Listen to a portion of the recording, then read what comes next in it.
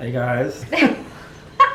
Never done this before. Hey guys. Hi. We are back. This is James. This is his first time on YouTube. Thank you so much for coming. Thank you. This is our first boy face character. I am a boy. I was friends with Prince Naveen, 2012, like 2014. That's obviously the first question we're gonna ask. What did they say to you when they're like, this isn't happening? Bye, Naveen. Back to Maldonia. It was a little heartbreaking.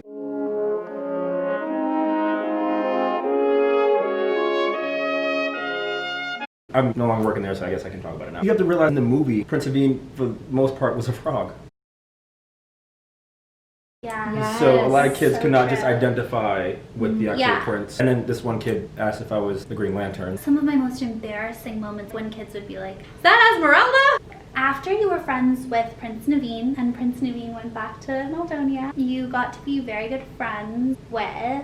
Dr. Facilier. And don't get me wrong, I was a little bit confused by the demand for maybe Dr. Facilier. I think villains tend to be a lot more eccentric. It's hard for the villains too. There was such a villains crew. I always felt so like left out during Halloween because that's their moment. You know, you guys can agree about this, about like maybe your dresses. Like when you put on that dress, there's something that just happens to you. The magic of it was almost like a superpower. something that Kelly and I were wondering. We grew up watching the movies that our friends were in.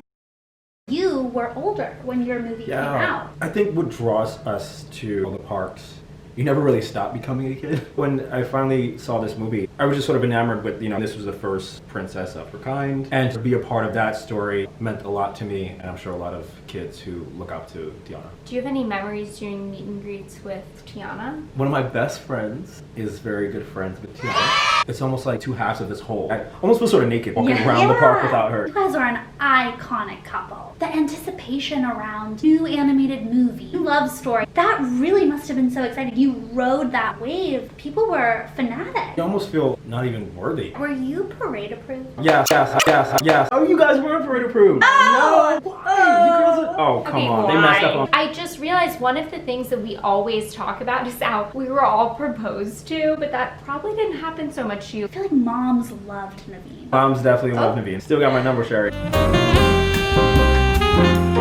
There's like such a stigma against like boys who maybe want to be prince, like a prince Yeah. in the parks and such. And any of the guys out there who are thinking about auditioning for the Disney park, just go for it. There's so much pressure. You're worthy of being in the parks, and you absolutely are. What's the worst that can happen? At least you always know you tried.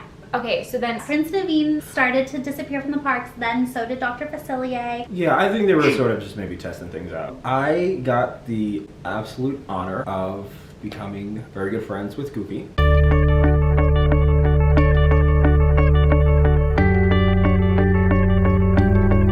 First of all, Goofy is iconic. I'm a goofy girl, I'll admit it. so fun because it's like we were friends with the short characters.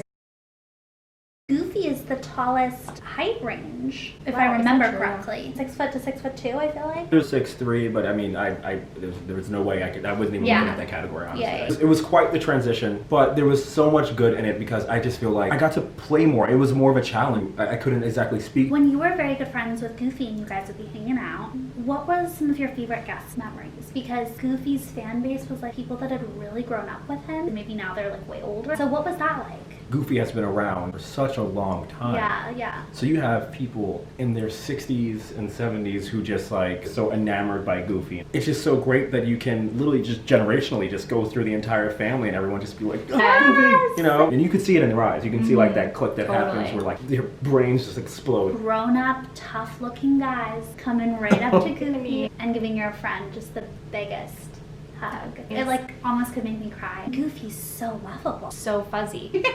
This is like such a drama question, but I know. as we've said, this is a no shade to fur characters channel, and you've had this experience where you were friends with face characters twice, and then you were friends with a fur character, Yes. and it's really iconic fur character, so it might have been different to be friends with the elephant front or something. Not that that's bad, I just mean It's interesting going from face to fur. Sort of like this unspoken sort of hierarchy. Truly, we all do the same job. we're all part of the cast. And all part of the cast. It's like on And Broadway. it's important that we respect people's friendships and support them. Were you parade approved for Goofy as well? It's a lot easier to be parade approved for Goofy because you're not speaking. But Still, yeah, And don't have movement, yeah. still. Yeah. The other thing that I think is very special to your friend Goofy is the interaction with a lot of kids in the Make-A-Wish Foundation. I think a lot of kids really look to Goofy to really bring levity to their lives. Yeah. You had great experiences with Make-A-Wish My too. friend Jasmine has a very special bond with children. Something that one kid once said to me that I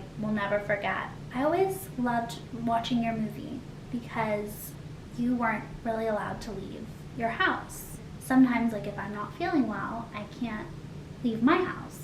You know, you don't want to, like, cry. Really puts everything in perspective. Yeah. The partnership between, I think, Disney and the whole Make-A-Wish thing, any opportunity to be a part of it is like a gift. Speaking of meaningful encounters, sort of a lighter side, do you have any like celebrity encounters? I forget sometimes to let my friend know he's at work. So you can't flip out when you see Will Smith and his family there. I mean, Goofy was extra excited. You don't seek out the celebrities seek out you. Did your friends receive any gifts? I guess the prince didn't really get that many gifts. Mostly phone numbers. And then for the doctor, not very much. But Goofy got interesting gifts. People would get so excited that they were willing to just give anything. Goofy would just be like, I can't talk. They just want to make you feel like they've given you something that you really love. They're gonna grow up. That 6-year-old is gonna be 50 one day, and they're gonna open their little autograph book, and you're gonna be in it. No, I think that's a beautiful place to say goodbye. Thank you so much. Thank you. so much for Thank you guys. Bye, you guys. I love you so much, and we'll see you soon.